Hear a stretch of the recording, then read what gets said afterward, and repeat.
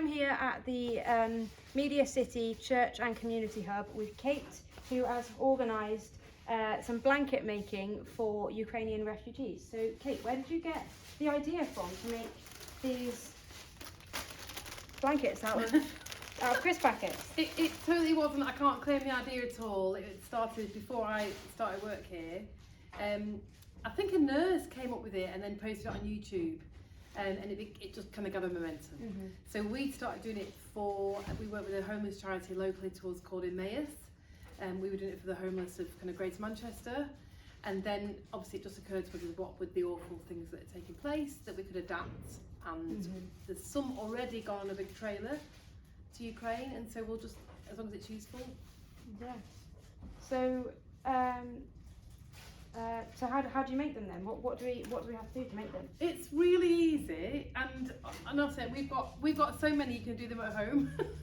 But it's just about, you have to melt it basically. So we're melting the crisp packets together. So should we try and do one now? Yeah. And obviously chances are it might not work, but let's see. So we've got two just regular, I mean obviously these are big, but regular crisp packets. So you could try and overlap it. It can be messy. And then you're trying to melt it together. Like that. If the doorbell goes, it can be chaos because you'll leave the iron on it and then it'll, So you just make sure you overlap it and then you kind of just feel your way through it. I think it's starting to weld together. Yeah. There we go, and then the other side as well. So it can work for people who want everything straight and in straight lines. It can work for that, and it can also work for people who are a bit more slapdash. So it's a win-win. Brilliant.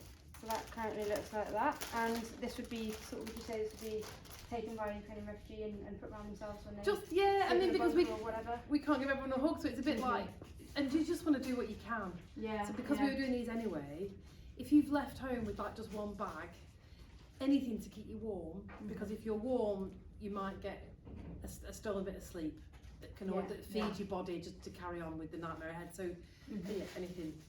It's like a little, the blankets you get after a marathon, the silver ones. Just acts exactly the same way as that. Keeps out the wind and I hope it gives you another layer of warmth. Have you had many people volunteering to come and make them? We've had loads. So last week it was packed. We had loads of local students. We had a lot of parents of academy students. Quite a lot of people have been to collect some. So I'd really recommend, if you want to make them at home, we can either drop them off or just come and collect them. And all you need is an iron and just some kind of cover. You can do it on your floor. Yeah. So yeah, we've had a lot of people have come and helped out. Oh, brilliant. Thank you so much, Kate.